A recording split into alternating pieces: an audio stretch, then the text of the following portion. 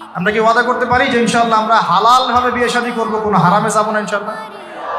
এই সমাজ থেকে জেনা বন্ধ করতে হবে, এই সমাজ থেকে ফ্রি মিক্সিং বন্ধ করতে হবে, এই সমাজ থেকে সমস্ত পতিতালয়কে বন্ধ করতে হবে।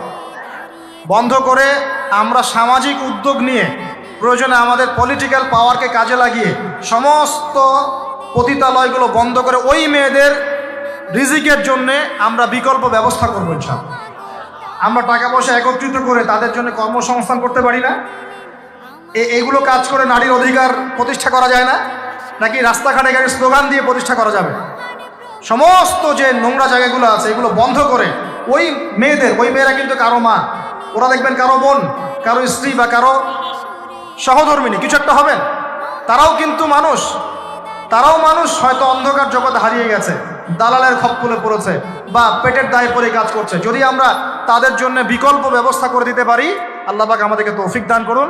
তাদের জন্য